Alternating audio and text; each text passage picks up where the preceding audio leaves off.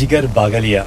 Welcome to SoulSync. Namaskar, Chanduji. Namaste. I'm going to share the knowledge with whatever little I know. Can you start with what is Sanatana Dharma? And again, Sanatana Dharma, I say that it's like science. If I say that who invented science, what would you say? So, are you saying that Sanatana Dharma and whatever the practices, principles that are there are scientifically proven? They have evidence? Is that what you're trying to imply? You know, there's an Oxford dictionary which we all refer to the words and the meanings. If you look at the definition of God, we define them as three things with three words. This reincarnation that you're saying, the person who die in this life will come back as human being only? No, I didn't say Is that. it scientifically proved? You chose to drink and drive and you get into a trouble, then God has nothing to do with it. You know, when good thing happens, oh, I did it. And when bad thing happens, oh God, why this happened to me? What does Sanatana Dharma say about non-violence in its actual sense? We advocate vegetarianism based on compassionate grounds, not based on religious grounds. Now, Bharath has given a lot of things to the world. It has given yoga, it has given Ayurveda, it has given Vedic Maths, a lot of things. And as I said, Bharath has always been giving things to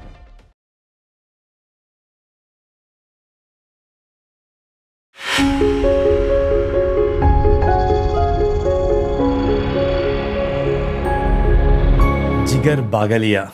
Welcome to SoulSync. How are you today? I'm fine. Namaskar, Chanduji. Namaste.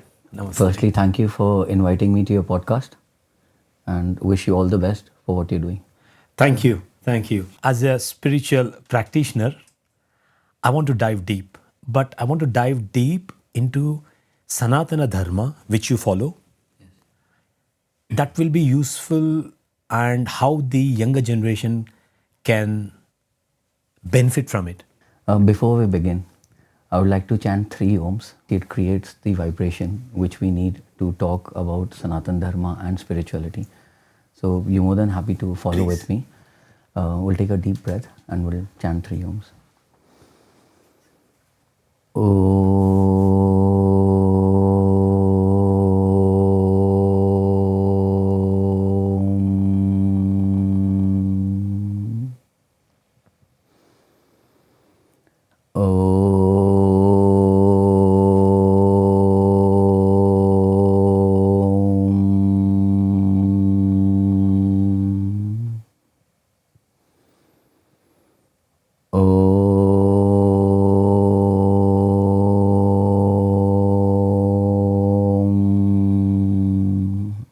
Thank you so much. Can you start with what is Sanatana Dharma, if that's okay? Yeah, of course, not a problem. I would like to tell you and your audience that I'm going to share the knowledge with whatever little I know. I'll break down the words Sanatan and Dharma. And Sanatan means there is no beginning, no end. And Dharma is doing the right actions during the circumstance at the given point of time. This is the actual definition. So I can share some examples for your viewers to understand exactly the meaning of it. So for example, when we say dharma, it is our dharma. So what do you mean by dharma? And it's different from religion as well, which I'll touch base upon very shortly, because we prefer to call it dharma. And dharma is when you do the right actions. So for example, if there is a soldier who goes on the border to save his country, he might end up killing, let's say, 100 enemies, yeah? And when he performs that act at that particular moment of time, he's rewarded for that, yeah? But the same soldier, in his civil life, if he picks up a street fight or gets into something, he will be punished for it. Or if he kills somebody, he will be imprisoned. I'm talking about the same person, same act, but rewarded in different way, seen in different way. So it's not about the act you're performing. As I said, is doing the right thing at the given circumstance, at the given point of time. So that is very important to understand. That's a very, very, very simplest form of explaining Sanatana Dharma. Great. Yeah. Can you touch upon the principles of Sanatana Dharma? I will. And to further add to the definition of Sanatana Dharma, when I say there is no beginning, no end, I always like to give scientific examples for the young generation to connect to. So, for example, if we say gravity, gravity was not invented, it was recognized, I think, by Isaac Newton, and then we studied law of gravity. Yeah, so gravity was always there. Just because we don't know about it, that doesn't mean there is no gravity. So unless Isaac Newton came and told or mentioned gravity, doesn't mean that gravity began at that point. Gravity was always there. That's why we say Sanatana Dharma. Dharma has always been there, and there is no beginning and end to it. And when we talk about dharma, how is it different from a religion? When generally people talk about God and religion. So religion is where I feel that, you're restricting yourself, where you have to believe in a messenger or one person. And I think that's why most of the people agree that religion is man-made. Yeah. So, and again, Sanatana Dharma, I say that it's like science. If I say that who invented science, what would you say? I have like 2-3 things to explore. You said Sanatana Dharma is scientific, right? And innovates science. And science is basically the rational thinking, where there's always a logic, there is always evidence. Yes. So, are you saying that Sanatana Dharma and whatever the practices, principles that are there are scientifically proven and they have evidence? Is that what you're trying to imply? Yes. Can you give me some examples? I will touch base upon that. But yes, whatever we do has logic to it. Now, when you ask me that is it scientifically proven? Now, science is trying its best to prove lot of things, and universe is so big, yeah. But let me answer to your question. There are a lot of things which previously science didn't believe. We have been practicing it, but now it has been proven. Yeah, there are a lot of other things we still believe, but just because science has not proven yet doesn't mean that it doesn't work, it is not logical. It's sometimes things go beyond your understanding. So science hasn't reached there yet. So science is also like a small baby. It's growing, it's evolving. Yeah. Similarly, we all are on a journey, and we will keep evolving. There are certain things a lot of people experience which you and I haven't experienced yet. So if I say that, have you experienced the higher power or the absolute? Now, if you ask people, some people have experienced it, and you will say, no, I haven't experienced that yet. So that doesn't mean it's not there. It's just that you haven't experienced it yet. Once you experience certain things, you start believing into it. So similarly, as I said, that years back, when a lot of scientists, including Einstein, people questioned his thoughts, his logics, and he never gave up his beliefs because he knew that there is a lot beyond imagination. So if you read the older, not Sanatan scriptures, but there are other scriptures which mentioned earth is flat, which mentioned sun goes around the earth. But when the satellite came, then they all said, no, there is rotation of the earth is round, revolution is happening. Yeah, so only when the satellites went up, and then people started believing. But we are always, in our older, in Vedas and scriptures, we always talked about Bhugol. Bhugol means Bhumi Gol Hai. Bhumi Gol Hai means world is round. So thousands of years back we knew about it. And if you look into other scriptures, they mentioned it differently. So this is really good, and that sets up a really good tone to move towards Sanatana Dharma principles. And I want you to maybe elaborate in a way that will be useful for the Gen Zs and the younger generation.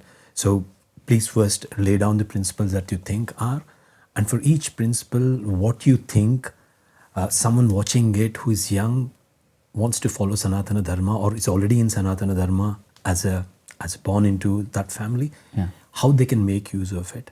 I'm going to cover the core essence of Sanatana Dharma, and I would also like the viewers to know a bit upon what God and how what our beliefs are. Yeah. So we did talk about religion. Yeah, and I was telling you that like science, there is no founder. Sanatana Dharma has no founder. So I ask you a question. So if I say that, did Isaac Newton invented science? No, he just invented law of gravity. Then we've got Newton, Isaac Newton. We've got Einstein. We've got Bohr and other people, other scientists as well. So science evolved. So similarly, when we talk about religion, we know who founded it. There's a for when you call it a religion, there is a founder. If I tell you who founded Sanatana Dharma, there is no founder to Sanatana Dharma. Just like there is no founder to science. So that's why I relate Sanatana Dharma so much with science. Yeah. I want to completely focus on Sanatana Dharma and take your views on the principles and how those principles can be applied for someone who is young and who is going about life that they want to and they want to succeed. And you mentioned that there are references that we can make use and help them understand. So if you can guide the conversation towards that, and we'll definitely touch upon, how the other belief systems, other religions correlate, coexist, and everyone has some purpose in the existence that they have. So yes, let me start with the word Bhagwan. Yeah, and how I relate the meaning, because as I said, everything in Sanatana Dharma, even with the first word Bhagwan, has got science behind it. Okay, so Bhagwan is we'll divide Bhagwan into 5 letters. Bhagwan. So I don't know if you heard, but we talk about 5 elements. Yeah, yeah. So 5 elements in English we say it's air, fire, earth, water, space. 5 elements. So now I said it in English because then people can relate to the meaning of Bhagwan when I say it in Hindi. Bhumi, Agni, Vayu, Akash, Neer. These are the 5 elements. So that's why when I said, a lot of people think that, as Sanatanis, you pray to earth because we believe earth is a mother, we call it Mother Earth. Yeah, because it's got a giving nature. It gives us. We eat food, we talk nature is so beautiful because nature always believes in giving. And when you have a giving nature, you automatically become beautiful. And that's why when we get relaxed, we get energy. So earth is Mother Earth. So Bhumi. That's first one. Yeah, Agni. And learning for the things that can take as a reference for the younger generations, Gen Zs as they're called, Yes. is giving away, giving back is what you mean, Yeah. right? Yeah. So we And you always said have to that give it makes to them beautiful. Yes. Can you elaborate on that one? Yeah. As a person, you grow. As a person, your soul becomes more beautiful. Because you see anything. When you have a giving nature, yeah. When you're giving people, you're giving back to the humanity. You're serving a purpose of being here. Yeah. By contributing towards in whichever way you can to the humanity. Maybe forget about humanity. Even if you bring change or help in whichever way you can, whether it is animals, insects, or your neighbors, your family members, or your ward members, or constituency members, or in whichever capacity you can. Let us first touch upon the basics. Let the audience and the Gen Zs know what basics are. Sure. So, for example, so Bhagwan, I told you it's 5 elements. Yeah. Now God, when the Western world wanted to know the meaning of God, there's an Oxford dictionary which we all refer to the words and the meanings. And obviously, a lot of think tank did the research on what definition of God could be. And in the beginning, I chanted 3 ohms. Now, there's a reason for it. So, if you look at the definition of God, they mention it as superhumans. Now, superhumans have powers. So, how can you define superhuman? So, we define them as 3 things with 3 words. Omnipresent, present everywhere. Omnipotent, got potential, power like we have not imagined. Any powers, you think of and it's there. Omniscient, knows everything. Now, these are the words from the dictionary. And all these three words which define superhumans, which is the meaning of God, all begins with Om. And that is why the essence of Om and chanting Om is so very important, because that is a vibration we talk about.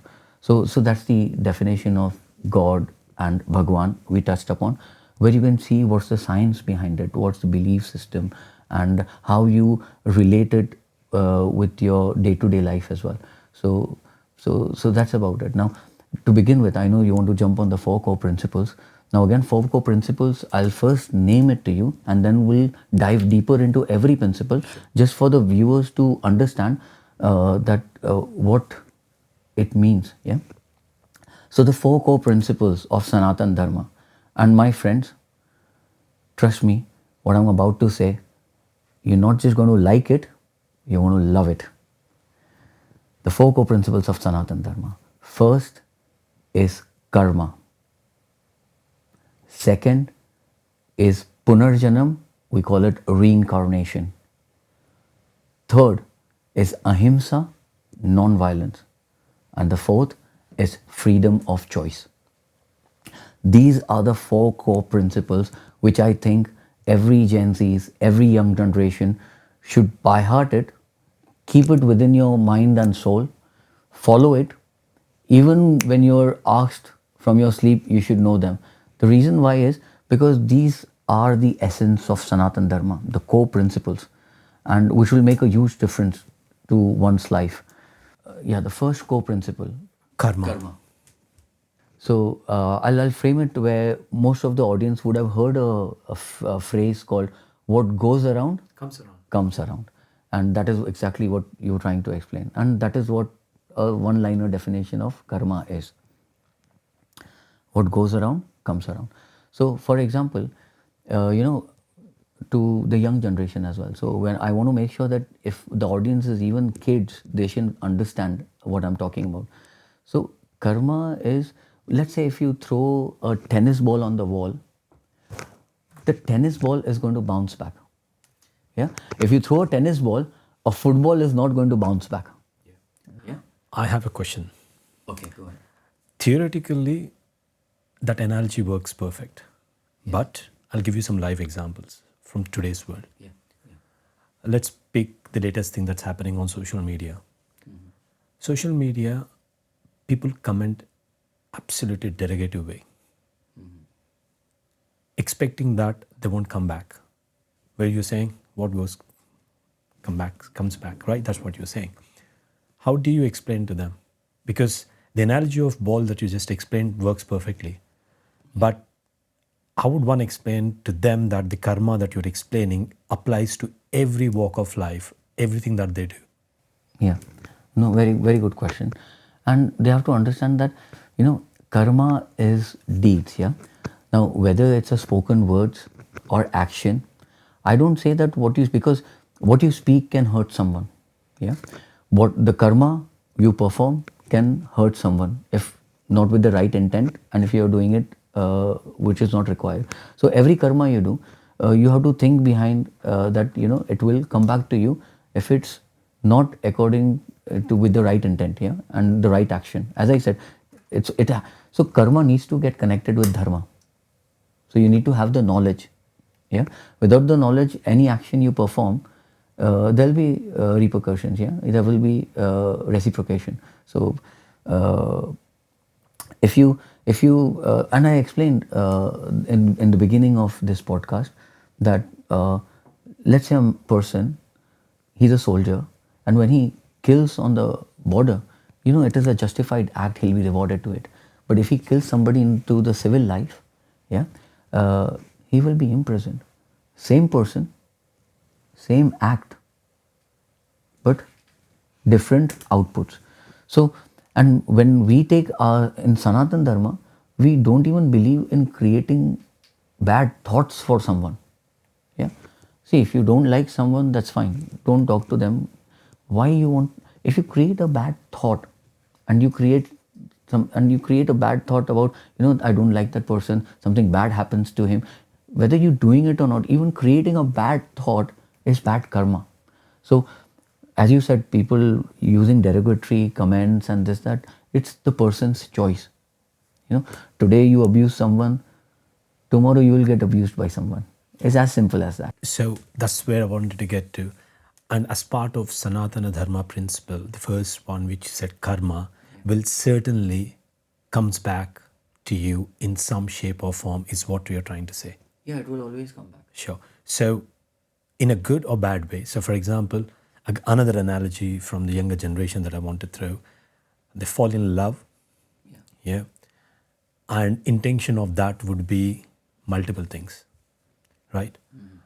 Pure intention is pure, but everyone knows pure intention is very less, which is the actual emotion of love, but there will be loads of other things that they actually want to get out of it. And they're young, they look at material things. So for them, you are saying that what you do without your right intent, which is your another principle of Sanatana Dharma, it will certainly at some point will come back to you and haunt you and give it back to you. Is that what you're saying? Yes, of course. Of course. See, I totally agree with you. We have to keep it as pure as possible.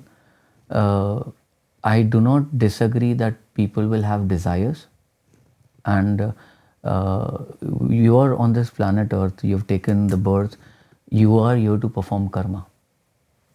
You breathing, you eating food. Now, whether you choose to eat food or not eat food, it's a choice you're going to make, but it's a karma you're performing. If you decide to eat food, you're still performing a karma. You're deciding not to eat food, it is still a karma. It's a choice you're making. Everything is a choice. So the benefit the Gen Zs can get from karma is think before you do, because if you do wrong things that will hurt or in some way damage someone, it will certainly come back to you. So focus on karma, doing right karma. Doing right karma with right intention. Right intention. So that gives them to make sure, because if you want to succeed in life, if you want to progress further, you keep on doing the good things. Sometimes we feel that it's hard, and sometimes we feel that it's not happening. But I always tell people, sometimes, if things are not happening the way you want, it means it's happening the way the Absolute wants. And what he wants is better for you than you even know. Yeah. So always have faith in yourself, have hope, keep yourself dedicated, keep believing in what you do, and just keep performing good karma for good results.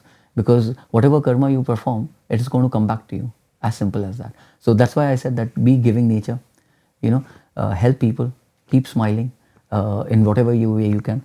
Some people say that, oh, we'll do puja part after we get 50 or 60, or I'll help people when I'll become millionaire.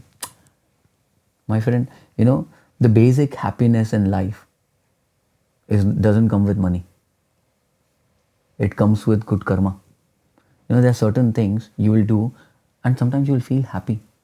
A smallest thing, for example, just picking up the litter in your community, in your area, keeping the environment good. You see some needles, or you see something which can hurt a kid walking past by or something. Nobody is going, and you're doing it with nobody is going to give you thanks. You're doing that work when nobody is looking at you, but you have performed a good karma because of, let's say you moved 2 needles from the pavement, or there was a stone or something, glass broken, and you have taken that away. You don't know how many people were going to walk. You don't know how many people were going to get hurt, and you actually saved it. Now you don't know whether you saved them or not. You performed your karma, but that good karma is going to come back to you. Absolutely. I think, as I summarized the essence of karma, now hopefully the younger viewers will understand what it means and what they need to do as part of karma. Second principle is reincarnation.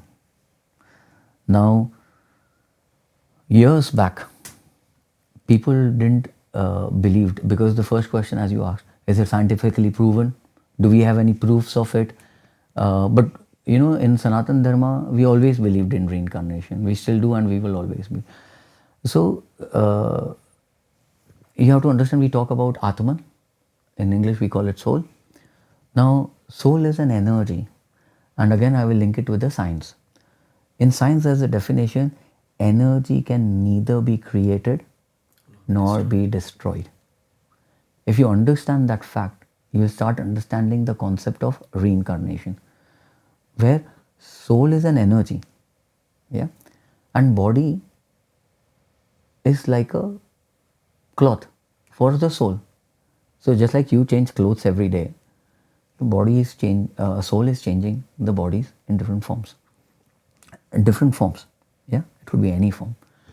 So some might say that, oh, we don't believe in it. Okay, my friend, I'll come to that as well. But let's say that if I ask you, Chandu, is that watch yours? Is that wristwatch yours? I would say it's mine, yeah. But are you the watch? No. Is that shirt yours? Yes. Are you the shirt? No. Are these hands yours? Yes. Are you the hand? No. So now I'm taking you, this is a journey within we are going now to understand who we are. So we are not hand, we are not made up of this shirt or t-shirt, we are not made up of, yes, all this together makes our body, but who are we? Because each and everything you start eliminating. So yes, I've got a heart, but am I the heart? No. I've got a brain. Yeah, that's my brain. But am I the brain? Who's I? So I is that energy, that soul inside us. Reincarnation, if you talk scientifically, I'll give you two names. There are more than two names. One which majority of them have heard and know is Ian Stevenson. I think he has done more than 21 case studies and detailing into the of those case, the 21 cases, detailing their memories of their past life. Second name I'll give you is Ronald Hubbard. And Ronald Hubbard has written a book. The name of the book is Have You Lived Before This Life? And I think in that book, again, if I'm not mistaken, 40 or 41 cases. There are 41 case histories where people have described the detailed memories of their past life. So you can go on the internet, you can search yourself. So science has already proven, I think. You can see the case studies. I've given you two scientists' names, and there are few more scientists. If you start looking, you will see. And those case studies I'm talking about, those people, there are names of those people also, which is there on the internet. And because scientists have proven these cases, proved that the newly born baby and let's say born in Africa or born wherever in the world knows that where he lived in the past life, who his neighbors were, which house, what color of the door, everything. And that has been, if you go in details, you will find about it. So this reincarnation that you're saying, the person who die in this life will come back as human being only? I said they come in different forms. Different forms. Yeah, Okay. so not only human beings. So that is connected to the very first principle of karma. Yes. Yeah, I was going to get to that. So karma and reincarnation that you said, they both are related. And Yes. again, going back, so if you think that you have done something good and you didn't receive it in this life, it means the next principle is waiting for you to bring you back and provide you the return that you didn't get for the good that you did in the first part, which is your karma. Is my understanding right? Yeah, and same goes with the bad. Bad as well. Same goes with you're very close to what you said. Let me give a very day-to-day life example, yeah, just for people to relate.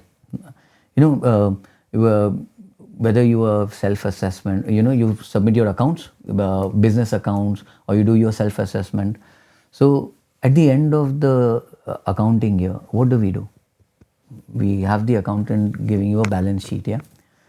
And what in the end, what is there? They do all your plus minuses, and then they do that, and then there'll never be 0. Yeah? There'll always be plus minuses, and then it says that balance carried forward. Whether it's a plus or minus, then your next year accounting period begins with the final figure of the previous year. But so even when you're starting next year, you're not starting fresh ever. You're always carrying forward the balance. Similarly, I would like to term it the reincarnation cycle as karmic account. There's a karmic account in place.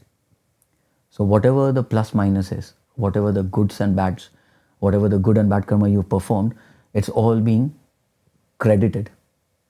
Yeah, and that plus minuses will decide your cycle and the form in the next life. Okay. Can I ask a quick question there? Yeah. What is the best form in the reincarnation? Is it human or it's an animal? I think I would consider that humans are the highest form in the beings, and as far as my knowledge, whatever little I know, you can attain moksha only if you are in the human form. Okay. So we all are in the best form of life. Yes. As in like the creature. Yeah, in the life form, yes. This is the best life form you can have. And from this form, this is the only form from where you can actually attain moksha. So a lot of people, they believe that life is a straight line and they don't believe in reincarnation. So now I've already touched base upon soul, energy. I've touched base upon a couple of scientists who have scientifically proven. Now I'll touch base upon further, I'll add further more points on reincarnation, that when you take second form, or whether in this life also, I would like to ask everyone, let's say if it's a straight line, yeah, and if you don't believe in reincarnation, then how does the start point of one's life gets decided? Let me elaborate further. So let's say a child is born at some rich person's house. I don't want to name anyone, but there are so many billionaires, yeah, in a billionaire's house, and a child is born somewhere in rural part of a different world, where in a particular country, a particular village, there's a birth of a baby, and there's poor, no clean water to drink, no proper clothes to wear, and in the other side, the baby is born with a silver spoon, got everything for the baby. So why, I ask the question, how do you justify that? Because we all believe that God or Bhagwan is not going to discriminate you. Until my talks and my 4 core principles, you will not hear me talk about Bhagwan, God or religion. No, I'm putting everything aside. That's why I said it's a karmic account. It's all based on your karma. So let's say we have a driving, I'll give an example, yeah. You have a driving license, yeah, and you drive responsibly. You know how to drive, yeah. You performed a karma. But so now if you drunk and drive, yeah, and you get into an accident, you don't blame, hey Bhagwan, oh God, what happened? Why like this happened to me? You chose, it was your choice. You chose to drink and drive and you get into a trouble, yeah, then God has nothing to do with it. So you have to understand that, when good thing happens, oh, I did it. And when bad thing happens, oh God, why this happened to me? So this, we have to understand, we have to take the element of God out of it. Yeah. It's the karma you perform.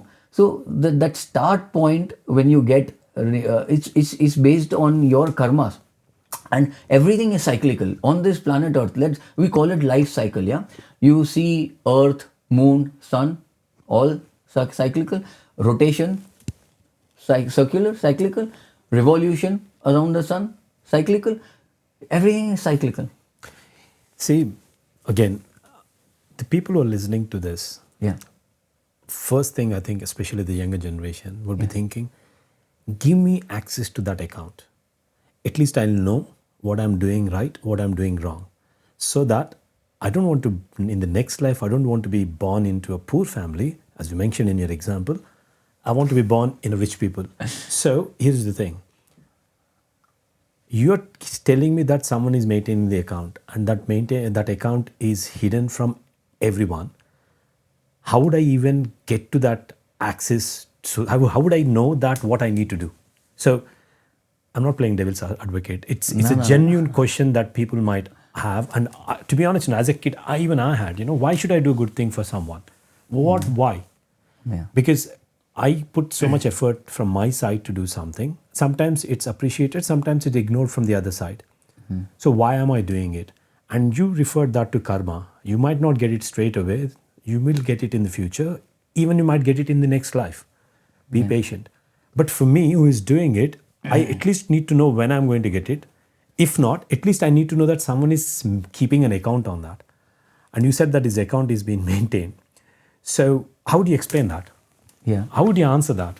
Yeah, no, very good question, and I would definitely would want to elaborate on this for you, for yourself, and for your viewers as well. That we have to understand that our karma is written in Bhagavad Gita. Karm kar. I'll explain it in the simplest language because there's a shloka in Sanskrit as well. Karma kar, phal ki ichha mat kar. You do your karma. Don't expect the fruits out of it. Don't focus on the fruits. Focus on the karma. See, what happens is, because you have to understand that if you're doing a karma which has got selfish interest in it, then you're not doing good. You're doing good just for yourself because you want to become rich, you want to become good, you want to have a good life. So you have to understand that you have to take out this selfishness out of you. That's why we also talk about seva bhav. Seva bhav is like community service we talk about, and it's the highest regard. That's why a lot of volunteers also working in this country without getting paid. We respect them. See, I'll give you a very quick example. There are a lot of millionaires. Yeah, just because they are millionaire, people don't respect them because they are millionaires. So you don't go and touch their feet. But if there is a knowledgeable person, a pandit or a scholar, people should pay their respect in different ways, different forms. So it clearly shows that money doesn't buy you the respect of the people. So whether you are millionaire or you're not a millionaire, you can't buy respect. You have to. That's why we say you have to earn it. Sure. Now, if somebody, and as a person, you will earn respect. You will earn the good fruits if your seva is nishkam. Nishkam is selflessly, without selfish, without the selfish. I'm not getting the right word. Sorry, but without the selfish intent. Yeah, without the selfish intent. So we generally term it as nishkam. So when I say to the young generation that don't look for the fruits, don't be selfish, try to just perform good karma, have faith, have belief in the absolute and in yourself. Because if you have done good, good will happen. And sometimes say that I'm doing good but bad is happening to me, or I did so much good and things are not happening. So then, my dear friend, then you understand that you have done something, a lot of bad karmas in the past, and you're in this life, even if you're doing good karmas and if you're not getting the result, keep doing it.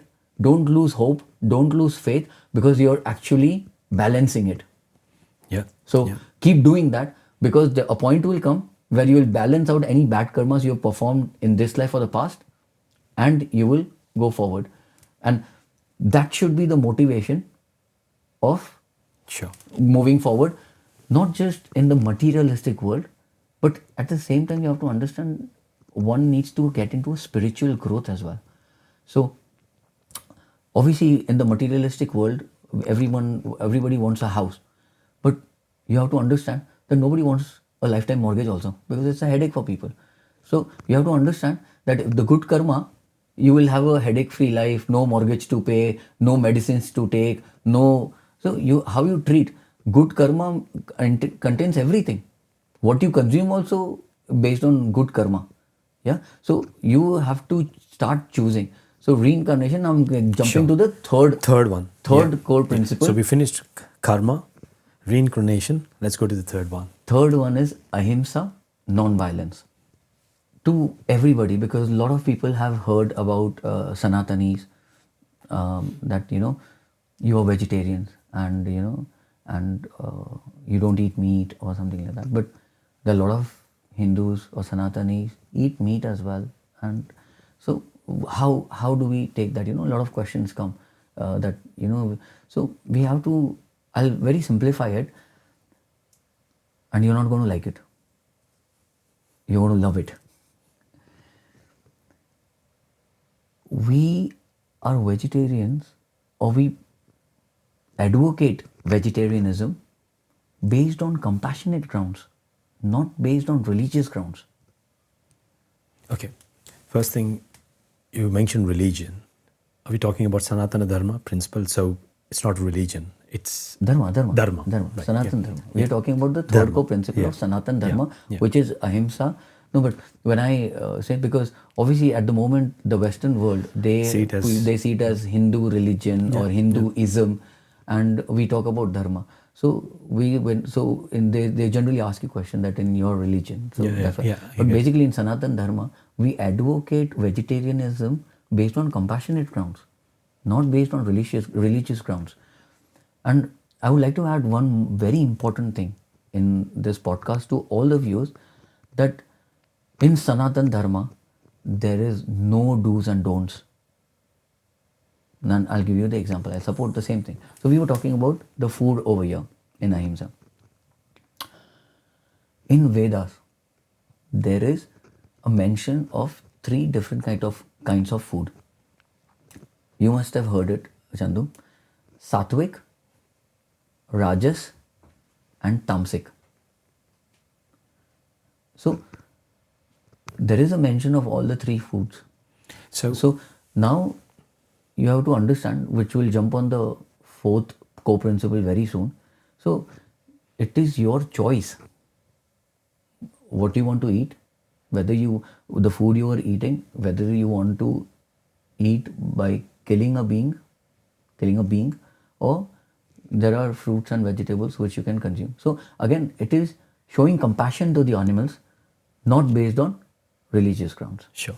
So on this Ahimsa, you mentioned and touched upon the non-violence against animals. Yeah, this was in terms of the food. Animals. But it doesn't mean not on the human beings or even. You're not supposed to. Yeah. So I was going to get as a whole into Ahimsa, non-violence. Yeah. What does Sanatana Dharma say about non-violence in its actual sense? If it is applied towards human beings, how does Sanatana Dharma see that? Yeah, see, as I was saying, that even to think bad about some person, we call it bad karma. Then just imagine and think that how have you ever seen Hindus being aggressive? No, you'll not see them, because the core of our dharma teaches, one of the core principles is ahimsa, non-violence. We don't even think of killing animals, I was just talking about, because we show compassion to animals. Then humans, absolutely no chance. So hurting someone, killing someone, beating someone, including animals, absolutely we don't advocate that. And within Sanatan Dharma, if you touch base upon Jains, Buddhas, if they go to their Jains, they go to Derasar, Jain temple, or Buddha, they go to Buddha Vihar. A lot of monks, lot of Jain devotees as well, even today they practice it. They do not wear their slippers or shoes while from their home when they're making their journey to the temple. That while going for prayers also, they don't even want an ant or an insect killed by their shoes or their slippers, and they go bare feet. So that is the level of ahimsa we practice. Sure. So I want to relate the reincarnation and what non-violence. Is it directly related to your karma? So you have your karma, which is your good or bad deeds that you do through you live in your life.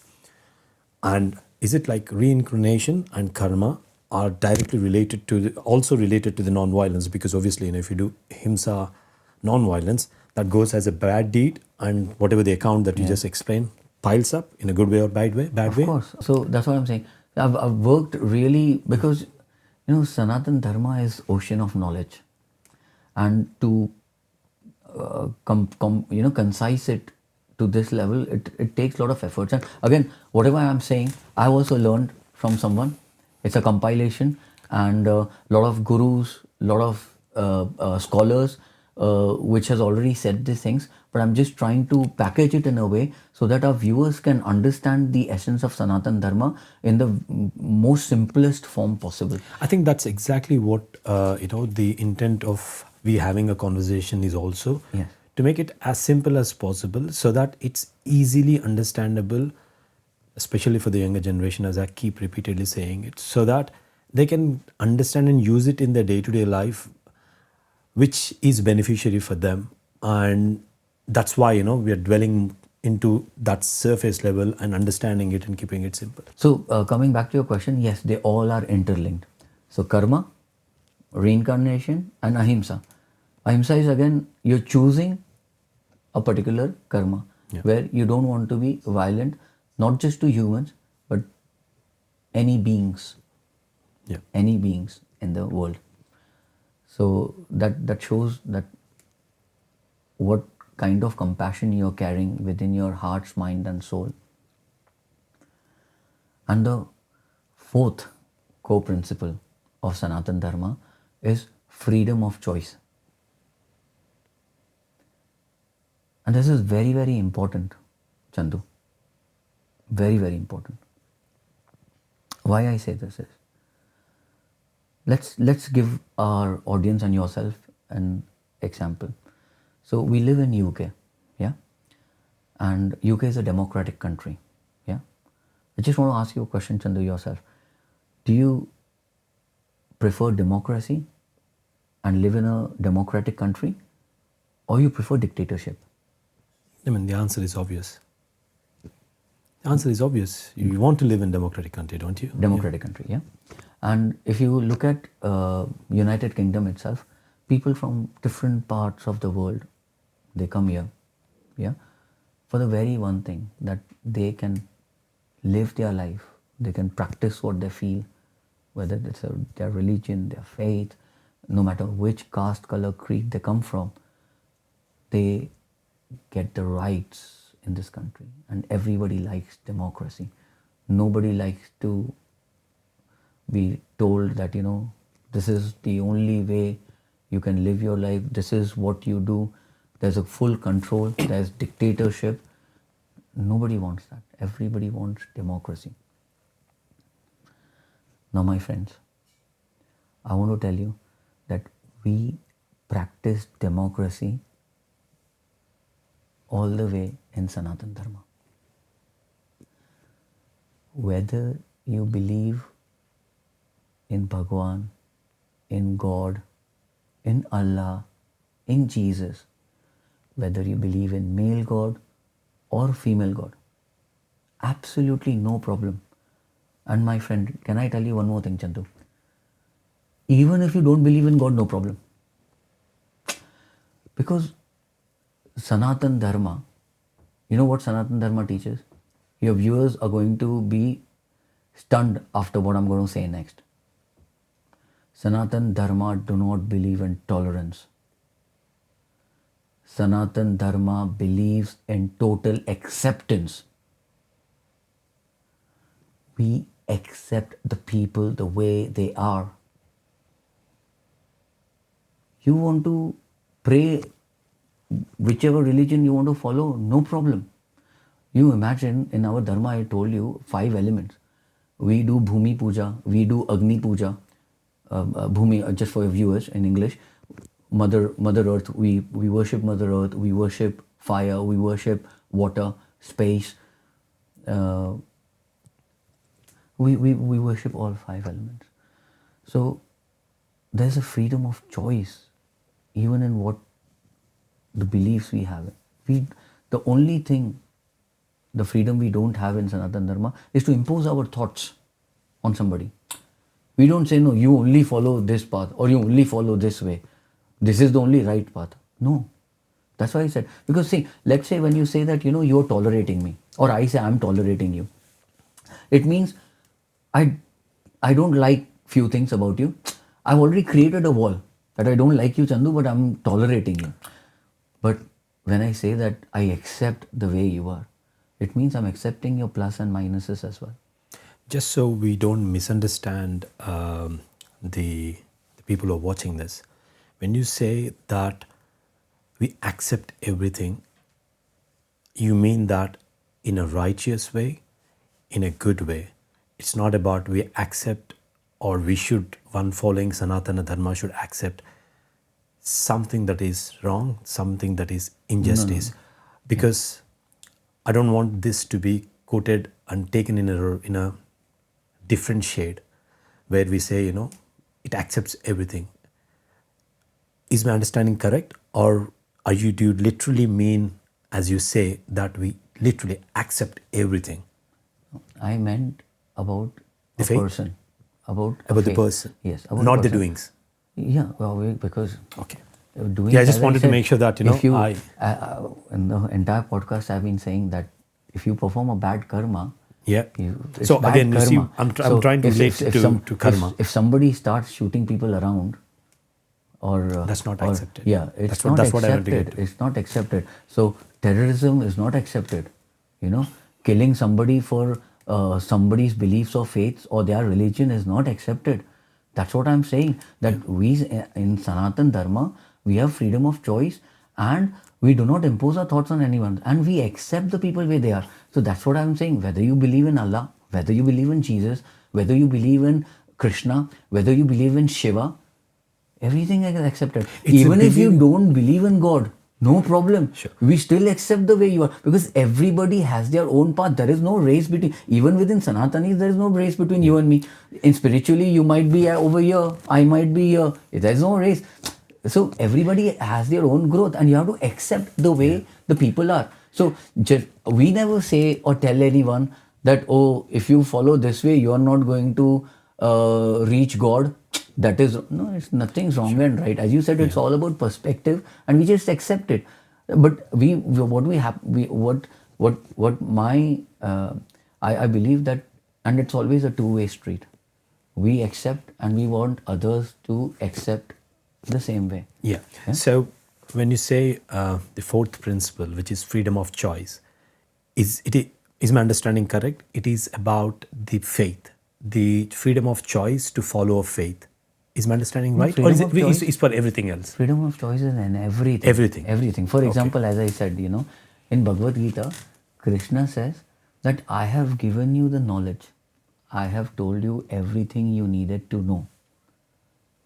Now Parth, he refers to Arjuna in Bhagavad Gita, and he says that now you choose what you want to do and live your life. So in Bhagavad Gita, Krishna said that if he wants, he could have finished Mahabharat in like this, chutki, what do you call it? Like this.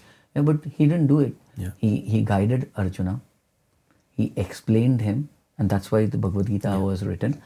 And it's your choices he wants to make based on the dharma or the knowledge this Absolute has provided. Sure. So if you follow these core principles, I don't see, and as I said, within these four principles, I've not mentioned God or religion. Karma, nothing to do with God. You perform, as I said, simple example, driving. You're driving, you've got license. But if you drink and drive and you get into a problem, it's your karma. You chose to do that. God has nothing to do with it. Reincarnation, it's cyclical. Even science has proven. It's energy, cannot be created nor be destroyed. Third, Ahimsa, non-violence. It's your thoughts. You create. You choose whether you want to be compassionate. You've got a choice. You want to eat sattvic food? Your choice. You want to eat rajas? Your choice. You want to eat tamasic food? Your choice. As I said, there are no do's and don'ts. That's your fourth principle. Yes. That's the fourth principle. No, fourth principle is freedom of choice. Freedom yeah. of choice. But I'm telling you, in Sanatana Dharma, there is no do's and don'ts. Yeah. You have been given the knowledge. You have been given the path. Now you choose to follow it or not. It's your individual choice. So when you suffer, you don't blame God for that. You have to blame yourself that you performed bad karma in the past life or in your past in this life, and you're going to suffer based on your bad karma. As I said, if you throw a tennis ball, a football is not going to come back. You throw tennis ball has come. If you say huge problem has come or something really bad is happening, so you did a football-sized bad thing to someone, and that football is coming back to you. So don't blame God for that. So freedom of choice is all the way that we accept everyone the way they are. And over the years, as I said, Bharat has always been giving world. When I said, and I'm going to repeat, we gave yoga to the world, we gave Ayurveda to the world, we gave Kama Sutra to the world, we gave Vedic Maths. But over the years, and we lost a lot of over the last within the last 1,000 years.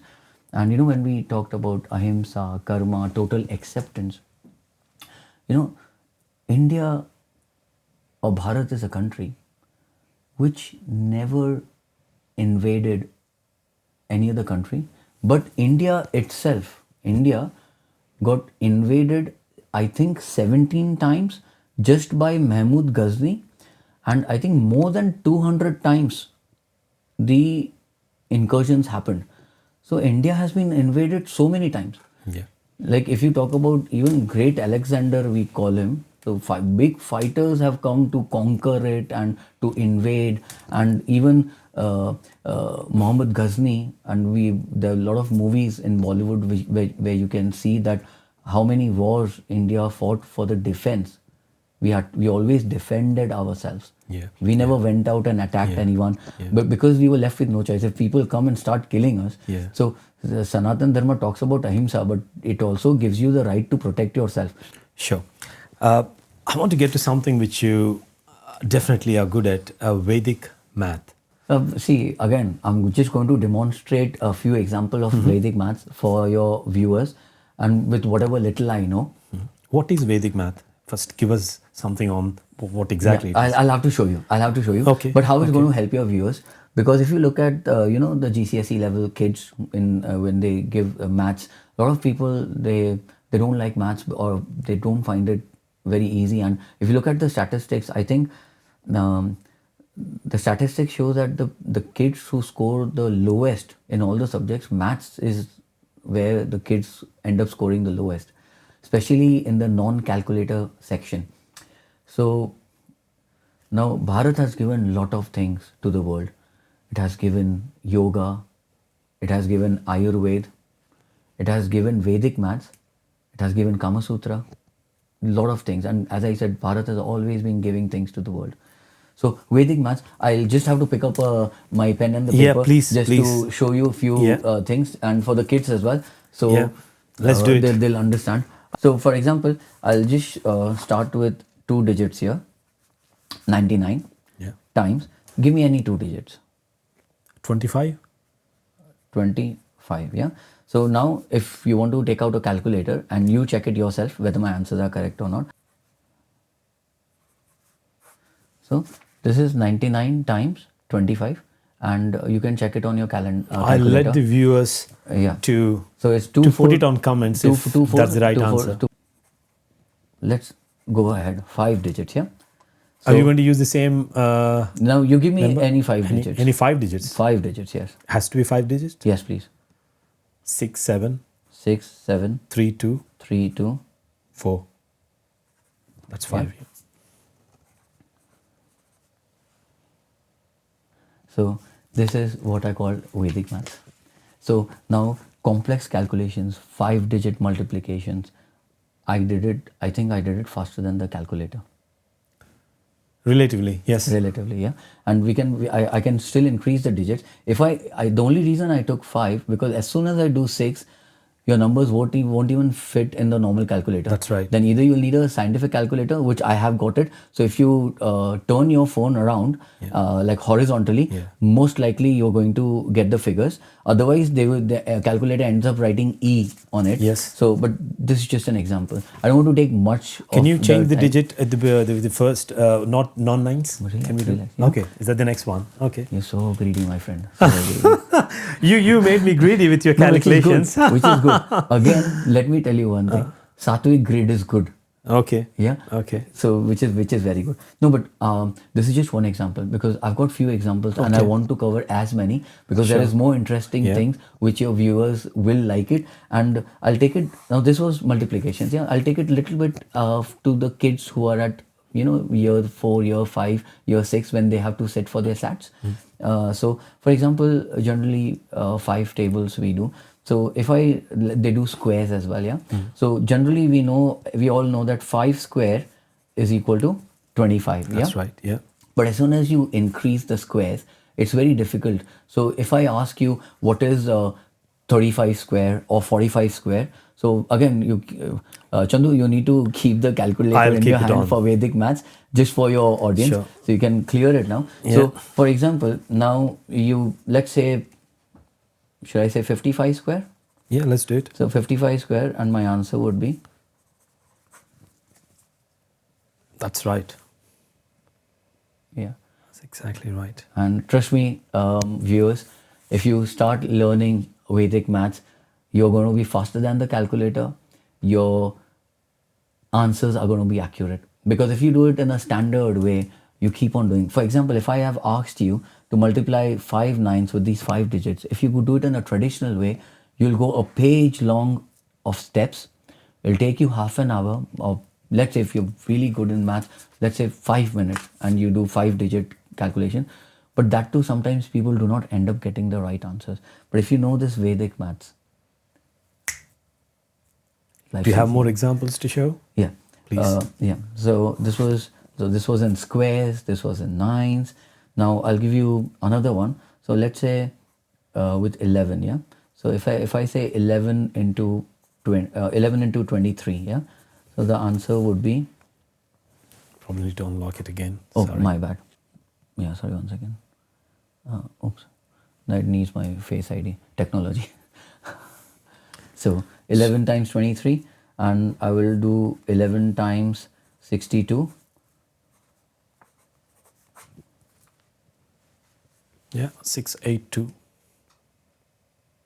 Yeah. So this was 11 table. I'll go to the next one. Sorry, just give me 1 minute. And this one which you're going to like. I might ask one of your team members to jump in as well as a volunteer.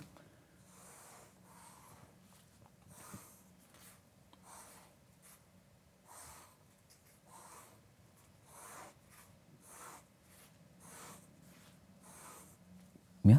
So I've made a grid at the moment. Yeah. And Chandu, just pick any 4 digits.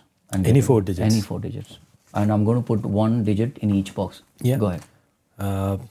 2, 6, 0, 8.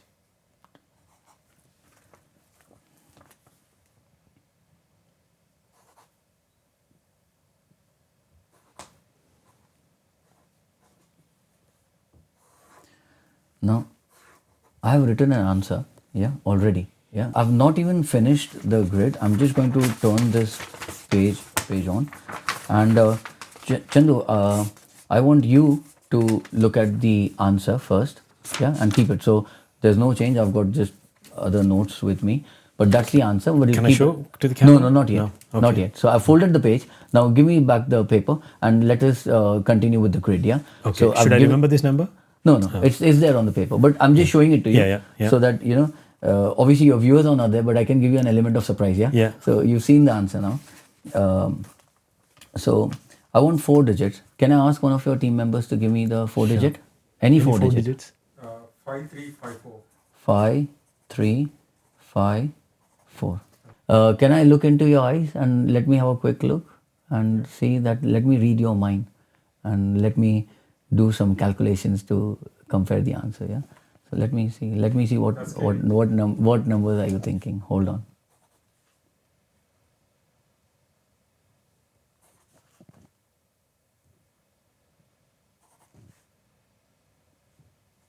Okay.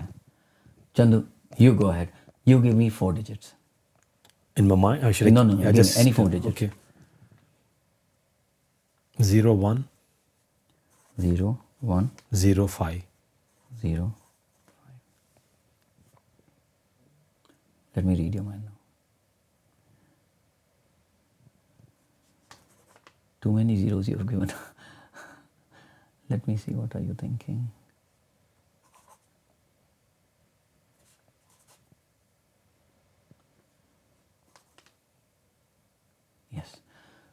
do me a favor. I'm going to open the phone. Now, we've got all the numbers and the grid is full. Yeah, as you can see, the grid is full. Now, I want you to start adding up the numbers the way I said. So add Columns? 2608 plus 5354. 5,354, right? Yeah. Yeah. Plus 4645 Yeah. plus 0105. That's 105, right? Yes. Yeah. Plus 9894. Yeah. Have you got the final answer? Can you show it to the viewers on the calculator? Wow.